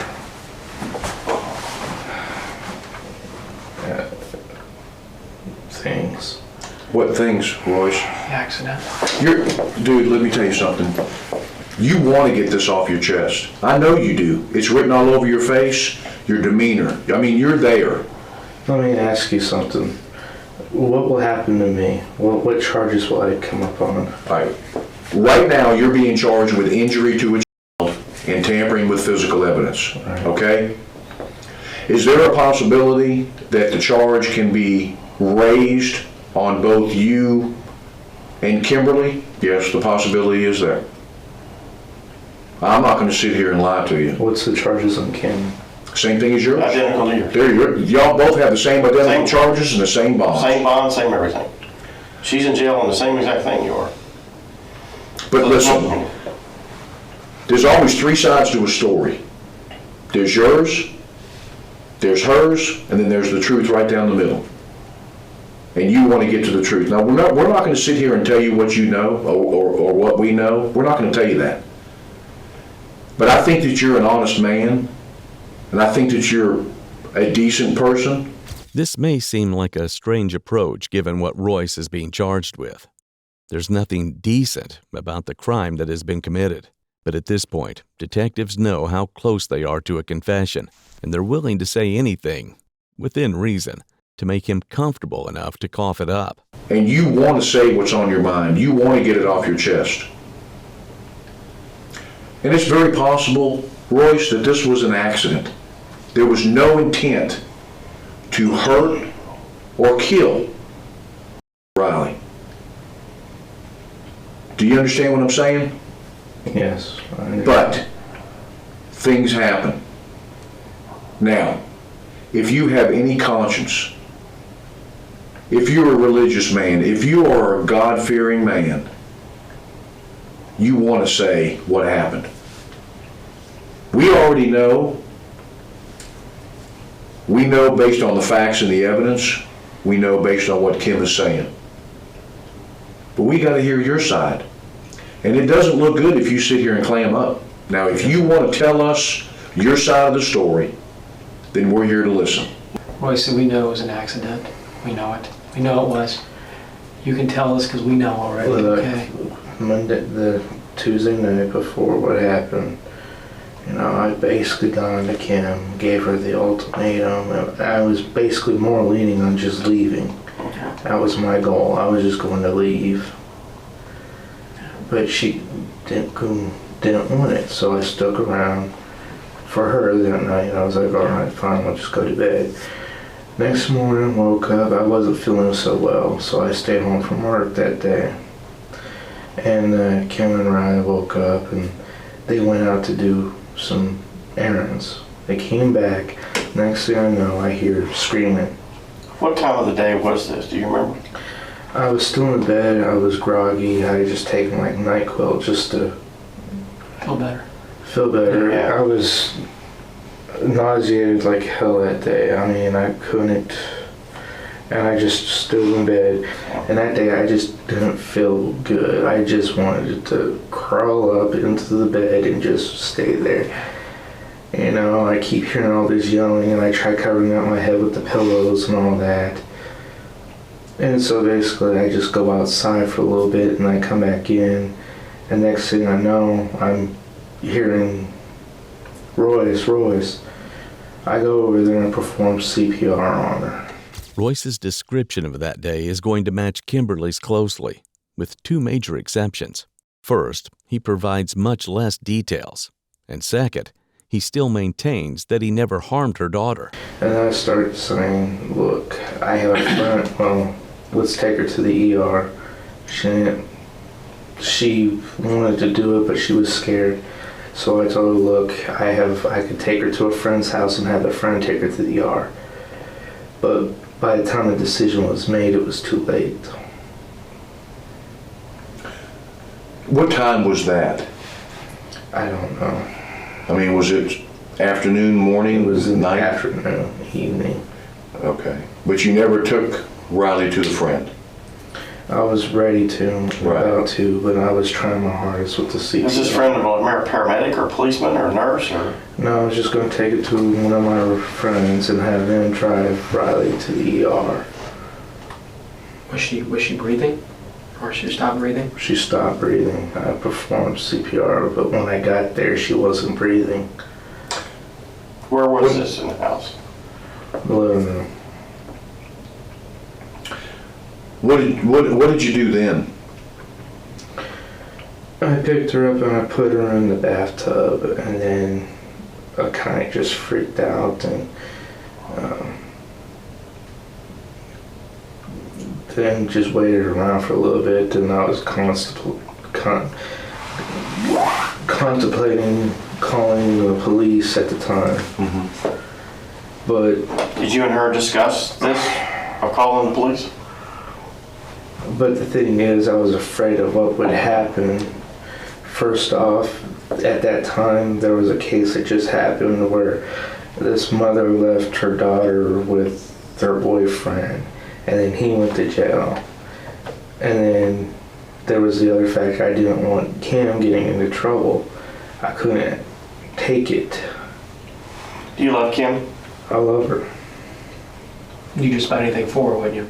I mean, last weekend I was ready to die for her. And I took the pills, but all they did was knock me out for an entire day. It appears Royce has no intention of taking any of the blame for Riley's death. And what's more, he's claiming the note he left before his overdose is a noble sacrifice, not an admission of guilt. And he's not done piling the blame on his wife. Now, about this letter, that was drafted from the supposedly from the Ohio CPS. How did y'all get that form? Was it like the letterhead? Did that come off of the internet? No, she made it. Oh, she made that. You didn't really know anything about that? She had the laptop and she made it, and then I get a call from her one day about it, and I was like, what? And she just was like, I took it over to Jean. I'm like, Who's Gene? her lawyer, her child. Detectives aren't buying all of Royce's story, but these details are still important. They have to figure out who is culpable for what, including the CPS letter, since forgery is a separate crime. We talked a long time last night, driving here, and I saw what kind of person you are. I know that you're a good person. You know, especially after speaking to your mom and your dad and your brother, I don't know, I haven't got to talk to Kim. I don't know. But what I'm scared is that maybe she's pushed you trying to protect her. She's maybe manipulated you somewhat. And you told me last night, you said if she wasn't pregnant, you'd be getting divorced. And that made me think a lot, because it made me think that you see all the things that are happening and how you've been kind of pushed somewhat into doing things that you wouldn't normally do. I know that that you wouldn't be in law enforcement. I know that your upbringing, because you got some fine parents and a fine family as well as yourself. This excessive goodwill toward Royce may seem strange given what he's been accused of. It could be sincere, or it could be a tactic to make him think the detectives will be more understanding if he admits what really happened. Something I want to ask you, and I hope it doesn't hurt you, but if I were to tell you that, just were to say by chance if she's not pregnant, does that change anything right now? If she might have told us that she wasn't pregnant, maybe she was using that to coerce you, to play on your feelings and your love for her. It'd make me upset if she wasn't pregnant. Yeah. Because she's been telling me since August that she's pregnant. Did you see the test? We took one test. I bought it. She went into the bathroom with it, and it came out looking like it was pregnant. Okay. And I told her to go to Dr. Spafford to go. Physically, has she shown any signs of being pregnant? She acted like she had morning sickness. She's not pregnant. Oh, I don't want her to talk about it. I mean, we don't. Buddy, I don't know. We don't know. I'm just wondering. We're just curious because First time I heard about that was actually from your mom and dad last night. Spoiler alert, Kimberly was pregnant. In fact, she gave birth to their child while both parents were awaiting trial. I just don't want to see you get played. You're too good of a guy for that.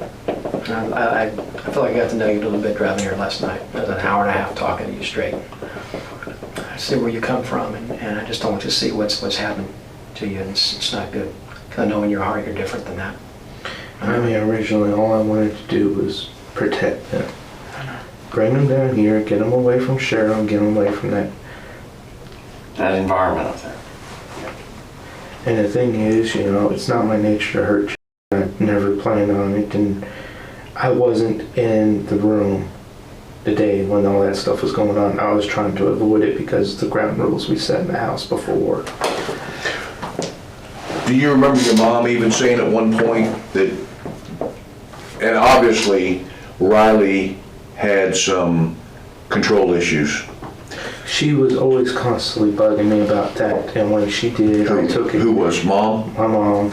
She, the realtor people that I know, friends, I mean, they've all told me about these issues. They see it right there, and I get on Kim about it and tell Kim, look, you need to take care of this, because all these people are saying all this. Was it worse than the normal terrible twos? Have you ever heard of the terrible twos? I have taken care of my nephew, Pierce. Mm-hmm. He was 2 to 3 before him and his mom and dad went to Egypt on a project. But do you remember the time when your mom noticed the black and blue marks on Riley's buttocks and your mom said, that's enough? Mm-hmm. I mean, do you remember that? Okay. Yeah. She didn't want to see any more of that. I mean, I didn't want to see any more of that. Yeah. I mean, I only used my hand on Riley. I told Kim, look, if you're not going to be firm with your hand, slightly tap with the belt, and that's it. How'd your daddy whip you when you were younger? A belt. Yeah. What about your mama? Anything she can get her hands on? She would just tell my dad. Royce isn't being totally transparent here. As mentioned earlier, multiple people from Royce's past, including 4 of his father's previous wives, insisted that Royce had been severely physically abused by his father. But of course, admitting that would only make him look like a likelier suspect. I will tell you this though, Royce, and this is my concern, obviously for the publicity that's been going on about Riley or Grace.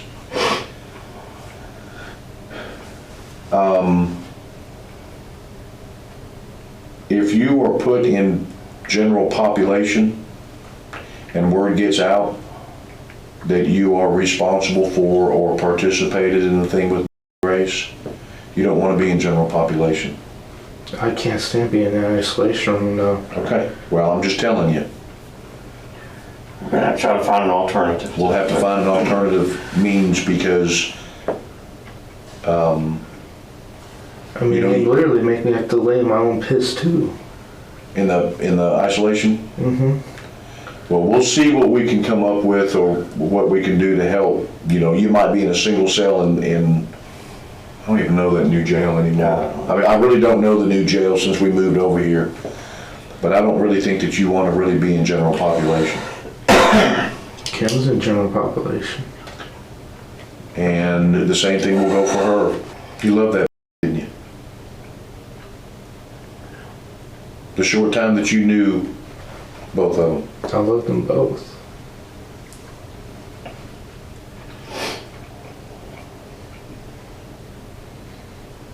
We've grown to love her too. And now we have a name to put with it. Is Grace in fact Riley Ann Sawyer's? Yes. Well, I haven't seen the body, but... Excuse me? I haven't seen the body, so I would have to say pretty much so. Do you know how she died? I wasn't even in the room. All I remember is I heard my name called out that day. I ran in there, saw Riley on the floor, purple. In what floor? On the floor in the living room. In the family room? And I started CPR ASAP. Mm-hmm. And then I was suggesting, look, we probably should get her to the ER. I'll take her to a friend's house and let them take her to the ER if it makes you feel better. And then I continued on with the CPR. By the time the decision was done, it was too late. Do you remember Kim sitting on the couch and then you handing Riley to her when she was sitting on the couch and Kim held her? You remember that? Yeah. Had she passed already then, or did she die then? She already passed. Now they have one more nagging detail to discuss before Royce returns to his cell. Can you explain to me how Grace wound up with bleach in her? When Kim Or was Riley, playing, maybe Riley. she closed the door and I just left. I couldn't even stand it because I was going to puke. Well, that doesn't answer my question. She had bleach inside of her body. Do you know how that got there? Royce, come on. I'm telling you the truth, I don't know. I know that Kim got the bleach to clean her body with. And that's... Straight with me, please. I am being straight with you. Basically, that day, when we got back, Riley was already in the bathtub. Kim went into the bathroom to do what she was going to do. And I couldn't even stand it. My heart was pounding. I was nauseated. I couldn't stand it. I mean, I already had thought about taking a gun and just blowing my own brains out because of what had happened. What was the purpose of the bleach? She wanted the bleach to basically clean the body with. Okay. What would be the difference in that and regular soap and water? I don't know. I mean,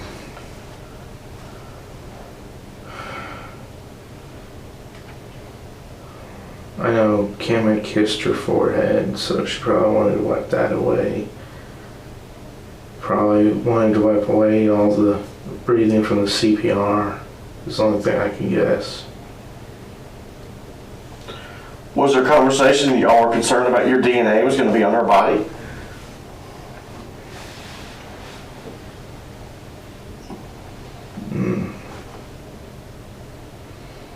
Not that I can remember, but there probably was. There probably was conversation. You did CPR on her, right? Did Kim do CPR on her? No, Kim doesn't know how to do So- CPR. It would have been not her, but your DNA in and around and on her mouth, or nose area. Okay. Okay. So you're not sure there was conversation about it, but there's probability that there was conversation about that. I mean, a lot of that stuff I tried to block out because I couldn't even stand it. Royce is using a classic excuse that so many suspects fall back on when they can't explain away a problem. I don't remember, and I blocked it out. He is recalling an incident from 4 months ago, so it's a little understandable, but it's also convenient for Royce. So you're not saying that it didn't occur, you're just saying that to try to push that night away, you've tried to get it out of your memory. Basically is what you're telling me. So you're not denying it, you're just saying you don't recall it. All right. Okay, okay. Okay, all right. You're, I've been honest with you guys every step of the way in here today. no, I'm not saying what you've told us has not been the truth. I didn't say that. I think there's a little more to it, but because of the reason you just said, is that you're subconsciously have made every effort to try to take some of those incidents that occurred throughout this whole ordeal and put them away. And that's a normal process. We all do that on different things in our life. So it's not that what you've said has been untrue. I'm not alluding to that at all. I think there's more that occurred that day than you've told us, but that's because you're trying to keep that, to keep your self-preservation, to put it away in a back room somewhere, in a back room of your mind somewhere. Yeah, no, I think what you've told us has been pretty truthful. I just think there's probably more to tell, and eventually some of it may come out, but we'll see. I mean, I'm glad you came forth today. You're not going to get any additional charges today. You walk out of here, it's all going to be... I'm not going to get any additional charges tomorrow. No, not even tomorrow. I just think there's more to this, but that's not also, it's very common for people not to tell us everything, and that applies to her too. I don't think she told us everything yesterday. I'll tell you right now, I don't think she told us everything yesterday. And whether she's going to tell us more at a later date, that remains to be seen. You see the irony of this is, those lawyers that she has, is because I've been paying them. And I can't even afford to get my own. Yeah. Well, I don't think you need to worry about paying them anymore. You need to worry about yourself. And again, before I close, did you ask for this meeting and this interview? Yes. You waived your rights, as previously stated, to talk to us. Yes. All right. Based on that, I'm going to terminate this interview, and by my watch, it is presently 5:21 p.m.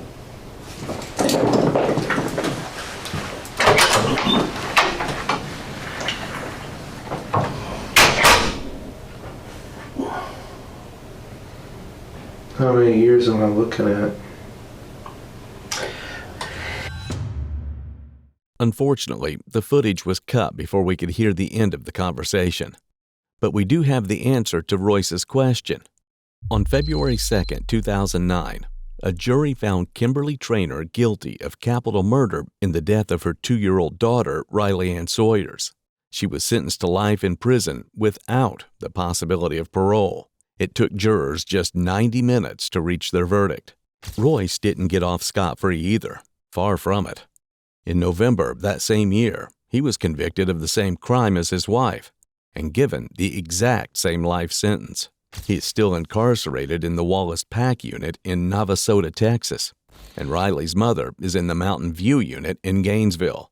Across the nation, Americans were deeply affected by the case of the little girl found in Galveston Bay. Fundraisers were held to pay for Riley's funeral, and memorial ceremonies were held not just in Texas, but in 20 countries around the world. This couple claimed to be haunted by the guilt of what happened to Riley that day, but their actions speak louder than anything they might claim. Today, their horrific actions still live on in the memories of the millions of Texans who followed Grace. Now, Riley's story, and no matter how guilty they claim to feel, it is Riley's father and grandparents who will have to live with the pain of what happened for the rest of their lives. For more interrogation videos like this, make sure to hit the subscribe button and let us know in the comments what case you'd like to see covered next.